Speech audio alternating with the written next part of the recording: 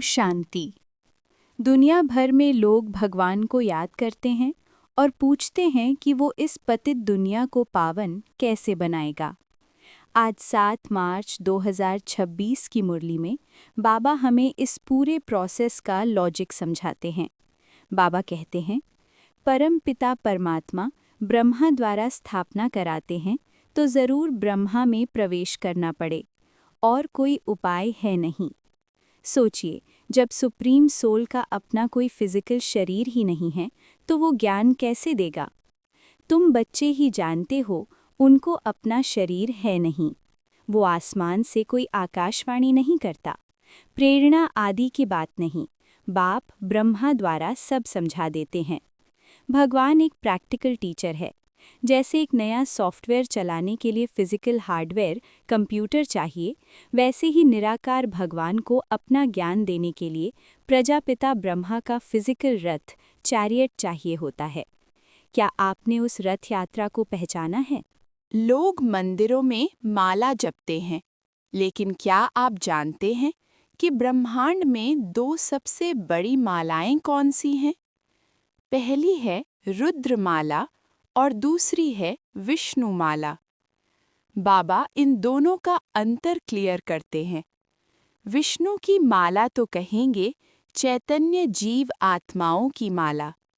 सतयुग में जो लक्ष्मी नारायण हैं, उनकी पूजा होती है। क्यों? लक्ष्मी नारायण पूजे जाते हैं ना, क्योंकि उन्हों की आत्मा और शरीर दोनों पवित्र हैं। लेकिन जो रुद्रमाला है, जिसमें हम सब ब्राह्मण आत्माएं हैं, वो क्या है? रुद्रमाला वो तो सिर्फ आत्माओं की है, क्योंकि शरीर तो अपवित्र हैं, वो तो पूजे नहीं जा सकते। जब आत्मा परम धाम में होती है, तो वो रुद्र के गले का हार होती है, निराकारी, अशरीरी। और जब वही आत्माएं पूरे शरीर के साथ सतयुग में आती हैं, तो वो विष्णु माला बन जाती हैं। आप अभी किस माला में आने का पुरुषार्थ कर रहे हैं? हम ब्राह्मण्स इस वक्त पूरी दुनिया को पवित्र बनाने की सेवा कर रहे हैं, तो हमारी पूजा क्यों नहीं होती? बाबा आज हमारा गुप्त रहस्य खोलते हैं। बाबा पूछते हैं, आत्मा कैसे पूजी जाती है? तुम कहते हो रुद्रमाला पूजी जाती है, परंतु नहीं, पूजी नहीं जाती।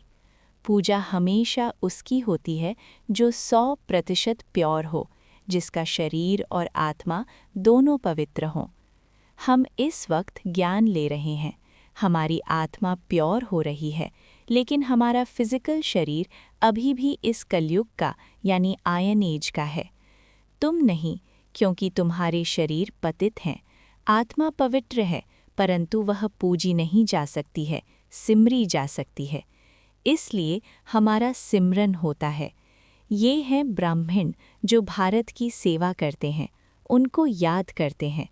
जब आप किसी को ज्ञान देते हैं और उसकी लाइफ बदल जाती है, तो वो दिल से आपको याद करता है, आपका सिमरन करता है। यहाँ तो सबका नाम है, तुम्हारा सिमरन करते हैं। यही आपकी सबसे बड़ी कमाई है।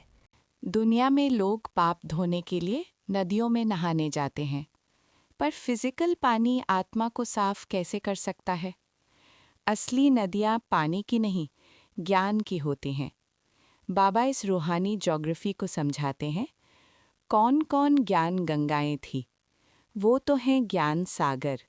ये है ब्रह्मपुत्रा, बड़ी नदी। ये ब्रह्मा माता भी हैं। निराकार शिव ज्ञान सागर हैं। प्रजापिता ब्रह्मा उस सागर से निकलने वाली सबसे बड़ी नदी ब्रह्मपुत्रा हैं। और आप सब बच्चियां और बच्चे जो इस ज्ञान को दुनिया तक पहुंचा रहे हैं, आप सब ज्ञान गंगाएं हैं। सागर एक है, बाकी गंगाएं तो किस्म किस्म की अनेक प्रकार की होती हैं। जिसके पास जितना ज्ञान और योग का बल है, वो उतनी बड़ी नदी या सरोवर, लेक बनता है। नंबरवार जिनमें अच्छा ज्ञान है, उनको सरोवर कहा जाता है। क्या आपकी ज्ञान की नदी बह रही है या वो एक जगह ठहर गई है? बहते रहिए और आत्माओं को पावन बनाते रहिए। दुनिया के बड़े बड़े हिस्टोरियंस और आर्कियोलॉजिस्ट्स पूछते हैं, अगर भारत सच में सोने की चिड़िया था और सतयुग में सोने और हीरे के महल थे, तो वो सब गए कहाँ? क्या वो जमीन में दब गए? बाबा इसका बहुत लॉजिकल जवाब देते हैं। जब एक साइकिल या कल्प पूरा होता है, तो पुरानी दुनिया का नेचुरल तरीके से विनाश होता है। उस समय भी अर्थक्वेक आदि होती है। वो हीरे जवाहरात के महल आदि ऐसे चले गए जो कोई निकाल न सके। वो खजाना किसी मिट्टी के नीचे दबकर बचा नहीं रहता, वो मैटर ही ट्रांसफॉर्म हो जाता है। सोने हीरे जवाहरात के महल कभी नीचे से निकले नहीं हैं। दुनिया वालों को लगता है कि सोमनाथ का मंदिर हिस्ट्री का सबसे अमीर मंदिर था, पर बाबा कहते हैं सोमनाथ आदि का मंदिर तो बाद में बना है, उनसे तो उन्हों के घर ऊंचे होंगे। लक्ष्मी नारायण का घर कैसा होगा? वो सारी मिल्कियत कहाँ गई? ये ज्ञान सुनकर बड़े बड़े विद्वान भी हैरान रह जाते हैं कि इस हिस्ट्री और ज्योग्राफी का सच क्या है। कलयुग में इंसान की वैल्यू क्या रह गई है? एक कौड़ी के बराबर। दुख, परेशानी और बीमारियों ने इंसान को कंगाल कर दिया है। लेकिन बाबा के आने के बाद क्या होता है? अभी तुम कौड़ी से हीरा बनते हो, ये बातें कभी किसके स्वप्न में भी न आएं। बाबा हमें इस पतित दुनिया से निकालकर ऐसी दुनिया के मालिक बनाते हैं जहां दुख का नाम नहीं। राजयोग से स्वर्ग की राजाई मिलती है, ये वंडर है ना? अच्छी तरह बच्चों की बुद्धि में नशा रहना चाहिए, लेकिन माया इस नशे को रहने नहीं देती। हम छोटी छोटी दुनिया की बातों में उलझकर अपना हीरा जैसा जन्म गवा देते हैं, परंतु माया फिर वो स्थायी नशा रहने नहीं देती है। हम शिव बाबा के बच्चे हैं। अपनी वैल्यू को पहचानिए। आप कोई साधारण इंसान नहीं है, आप वो हैं जिन्हें स्वयं परमात्मा हीरे जैसा बना रहा है। लोग दुनिया में आईएएस ऑफिसर या डॉक्टर बनने के लिए कितनी मेहनत करते हैं, रात दिन पढ़ते हैं, लेकिन आप इस ईश्वरीय विश्वविद्यालय, स्पिरिचुअल यूनिवर्सिटी में क्या पढ़ रहे हैं? बाबा याद दिलाते हैं, ये नॉलेज पढ़कर हम विश्व के मालिक बनेंगे। ये कभी किसी की बुद्धि में आता होगा क्या? आप किसी एक छोटे से देश के लीडर नहीं, पूरे विश्व के मालिक बनने की पढ़ाई पढ़ रहे हैं। बाप, टीचर, गुरु तीनों ही हैं। तुम जानते हो इस पढ़ाई से हम विश्व के मालिक बनते हैं। जब मंजिल इतनी बड़ी है तो क्या हमारी मेहनत और फोकस वैसा है? कितनी खबरदारी से पढ़ना और पढ़ाना चाहिए। क्लास में आना, मुरली सुनना कोई रस्म नहीं है, ये आपकी किंगशिप का सिलेबस है। इसे उतनी ही खबरदारी से पढ़िए जितनी बड़ी आपकी मंजिल है। ज्ञान मार्ग पर चलते हुए सबसे बड़ा टेस्ट क्या होता है? हमारा आपस का बिहेवियर। दुनिया हमें ज्ञान से नहीं, हमारे कैरेक्टर से जज करती है। बाबा बहुत कड़े शब्दों में वार्न करते हैं कि ऐसी कोई बात ना हो जो निंदा करा दो। न किसी से लड़ना झगड़ना है, सबसे मीठा बोलना है। अगर आप क्लास में आगे बैठते हैं पर घर जाकर गुस्सा करते हैं या भाई बहनों से झगड़ते हैं, तो आप बाबा की निंदा, डेफेमेशन करा रहे हैं। लोग कहेंगे ये भगवान के बच्चे हैं जो आपस में लड़ते हैं। बाप का परिचय देना है। बाबा कहते हैं, दे दान तो छूटे ग्रहण। नंबर 1 दान है देह अभिमान। अपने ईगो का दान कर दीजिए।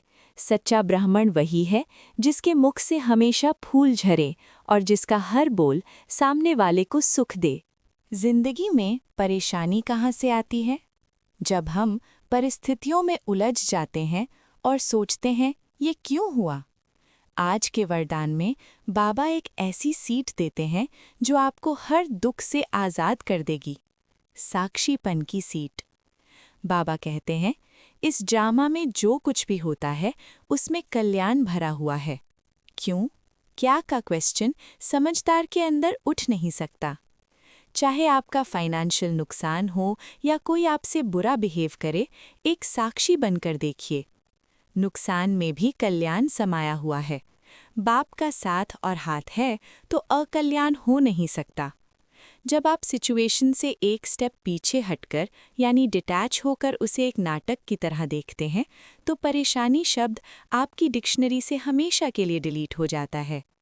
साक्षीपन की सीट परेशानी शब्द को खत्म कर देती है। अपने अंदर एक प्रतिज्ञा कीजिए, न परेशान होंगे, न परेशान करेंगे।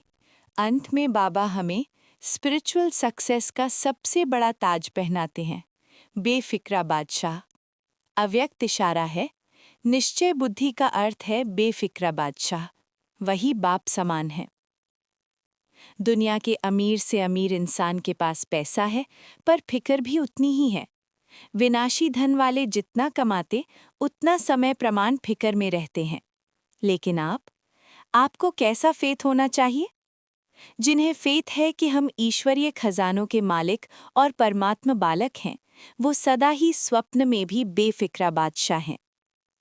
आपको 100% विश्वास होना चाहिए कि ये ईश्वरीय खजाना, पीस, प्योरिटी, पावर सिर्फ इस जन्म के लिए नहीं, आने वाले अनेक जन्मों के लिए आपके साथ है। तो फिक्र किस बात की? आइए आज अपने ईगो का दान करें, ज्ञान की गंगाएं बनकर बहें, साक्षीपन की सीट पर बैठकर इस ड्रामा को एंजॉय करें और दुनिया को दिखाएं कि एक सच्चा बेफिक्रा बादशाह कैसा होता है। ओम शांति।